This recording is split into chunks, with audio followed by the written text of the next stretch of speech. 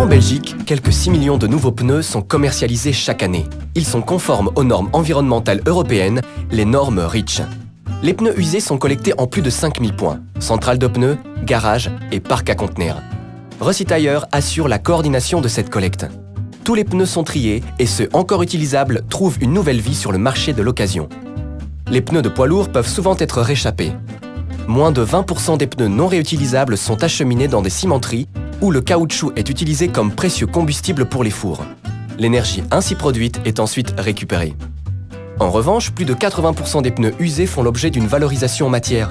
Ils sont transformés en nouvelles matières premières, secondaires, également conformes aux normes REACH.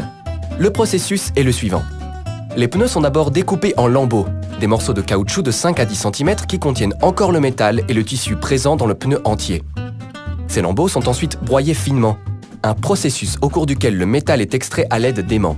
Ce métal retourne alors à l'industrie de l'acier. Le tissu est quant à lui séparé par de l'air comprimé pour être ensuite utilisé comme matériau de remplissage ou comme combustible.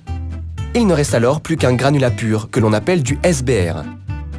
Il peut s'agir de grains plus ou moins fins ou d'une poudre très fine en fonction de son utilisation finale. Ce processus est entièrement mécanique et ne nécessite l'ajout d'aucune substance chimique. Le granulat pur est utilisé notamment dans la fabrication d'asphalte ou de dalles pour aires de jeu et peut faire office d'isolant. Il peut également être répandu sur les terrains de sport synthétiques. Dans ce cas, le SBR ne requiert qu'un minimum d'entretien mais assure la pratiquabilité des terrains en toutes conditions météorologiques. Sur le plan technique et environnemental, ces terrains équivalent aux pelouses naturelles.